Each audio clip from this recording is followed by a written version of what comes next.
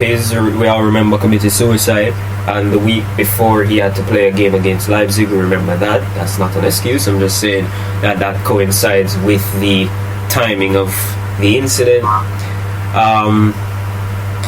Mason got off.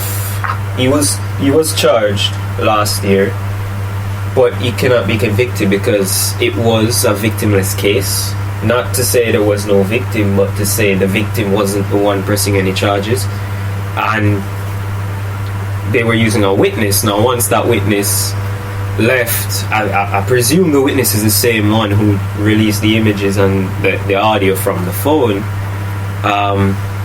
Once that witness left and said they weren't going to be involved anymore, the case got dropped immediately, because then there's no real... I mean, who you're fighting justice for? It doesn't bode well, especially with the UK governing laws. That's not how it works. Talking about the playing side, I would never talk about the personal side, because I've never met Mason. I don't know who he is. As a footballer, he's a good footballer. He's a really good footballer, and on a footballing aspect, I'm happy to see that he can be playing again. He might as well be playing again. I mean, there are people who are going to say, oh, that's not a good analogy. Charlie Adam was a convicted pedophile and was still playing football, scoring bangers at Stamford Bridge. Not for Chelsea, but that was the last time I remembered him. Gylfi Sigurdsson, no one's talking about him. Benjamin Mendy, he got off scotch-free on 7 or 8 cases that everyone thought he would go on. Bissouma was playing with a case last season. So it's not, I'm not being insensitive, I'm just being real to how the judicial system works. When you bring up cases like that, you cannot just, yes, there is pictures, there is audio tapes, everything. Yes, cool, it's there. But if no one is willing to testify, or no one is willing to press charges, then what are we doing here? And that's all I'm saying. You get me? If you can recall, say Manchester United fans were hailing Ryan Giggs, and look how it turned out, right? Yeah, I don't think they've turned about on Giggs. You know, the man was young when he made a decision. He learned the consequences of his actions. As I said, it's just about doing what's right, but this is entirely subjective. People who have faced abuse will say absolutely no. People who have not will probably say, give him another chance. So it's entirely subjective, but moving on from that entirely subjective matter to another separate matter, and that is for another United player, one who isn't in the firing line, and it's Marcel Sabitzer signing on loan from Bayern Munich.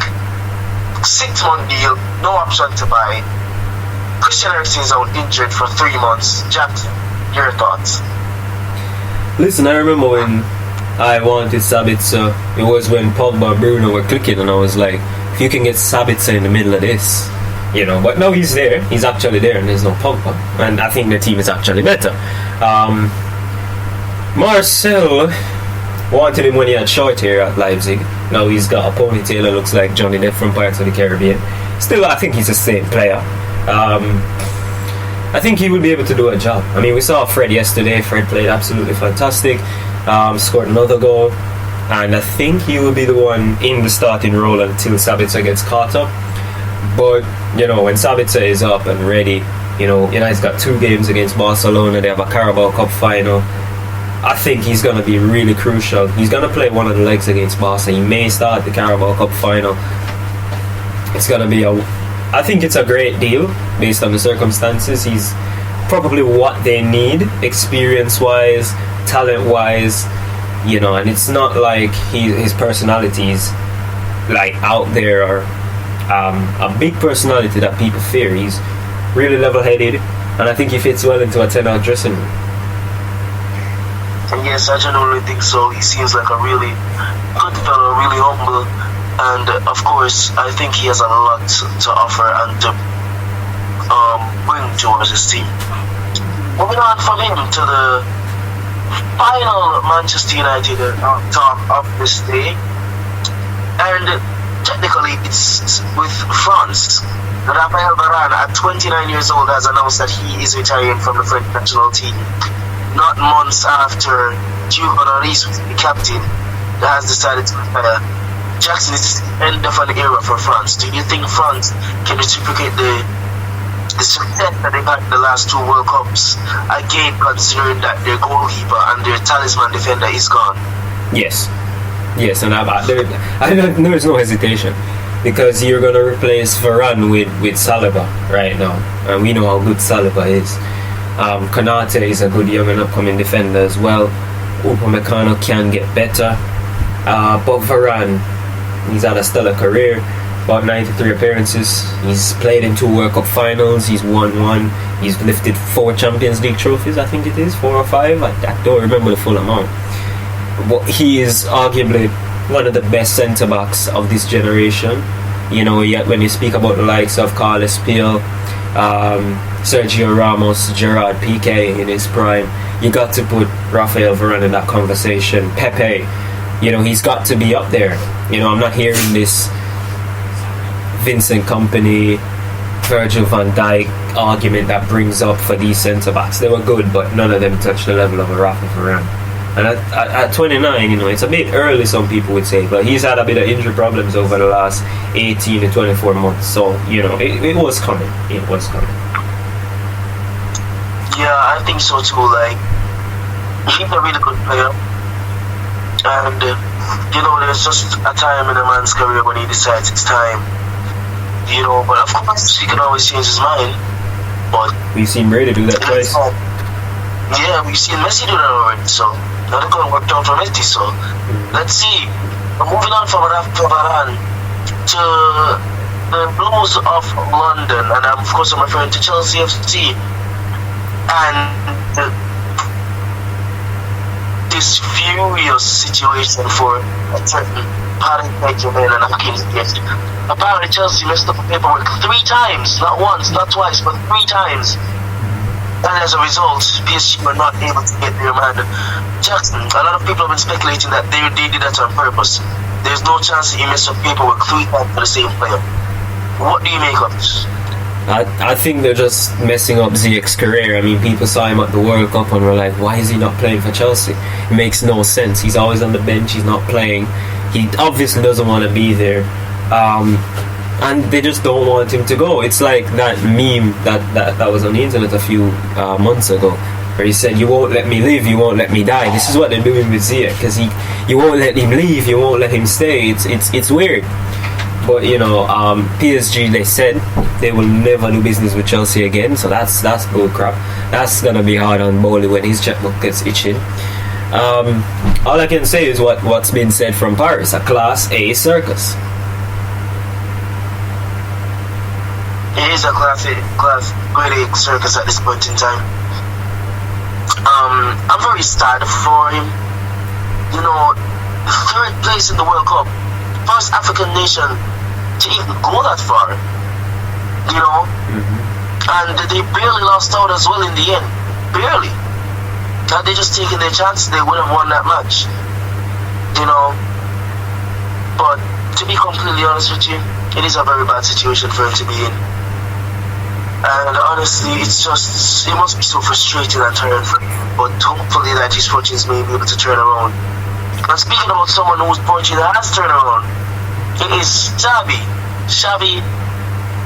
Hernandez, the legend of Barcelona, midfield legend, recent takeover manager, has seemed to have put the team on track post Lionel Messi era. 50 points at the halfway margin of the season, 8 points ahead of Real Madrid, their biggest rivals, although they have a game in hand. They've won the Spanish Super Cup, they're still in the Copa del Rey, they're still in the Europa League where they'll face Manchester United. What do you make of his performances so far? Give him a rating out of 10 and explain why. Well, when I think of how Xavi's been doing it, I don't know if I'm just that big a United fan, but it brings PTSD of when Solskjaer came in. And we always said what happens when we go through a bad patch, and we've seen Barca go through that and they came out alright. They're in a tighter race, just like Solskjaer did. But I'm not going to go back to that. Too many memories. I think Xavi has been a 9.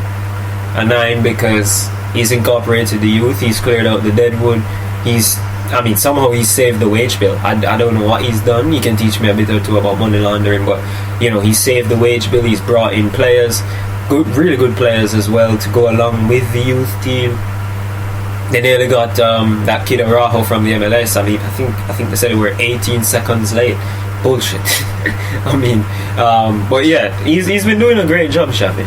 I do want to know though, like they've been on bad runs before, but not a run where you call for a manager's head. And I want to see if Barca can go through that run without the fans, coming out and saying, "Hey, Xavi's not it. Go out and get, I don't know, Zidane." They won't get Zidane, but a manager of that caliber. Well, I think he's been fantastic. Yeah, honestly, I agree with you. Xavi has done bits for this team. He's done absolutely amazingly, and I wish that it can continue. But from him and moving to Merseyside, not the worst team in Merseyside, but highly up there is Liverpool.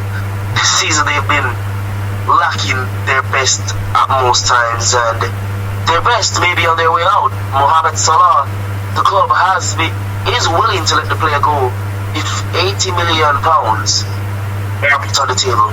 And of course, as you know, the lurkers, the leeches, Paris Saint-Germain are on this tail prowling with excitement.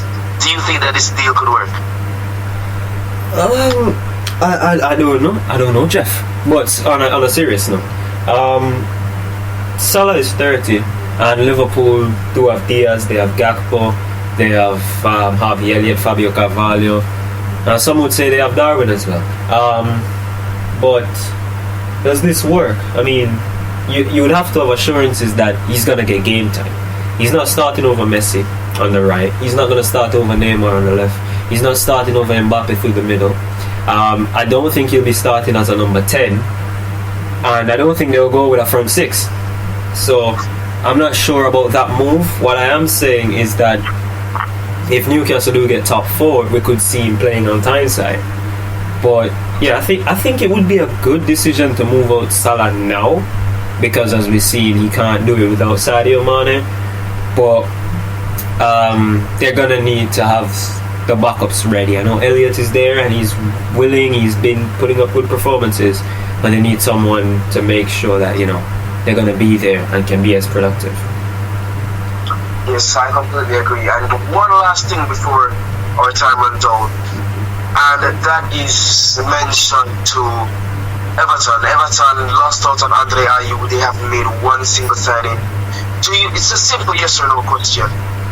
Do Everton get relegated this season?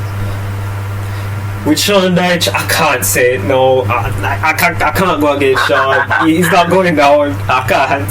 Sean Dyche will never get relegated in his life. We've seen it with Burnley. We've seen it.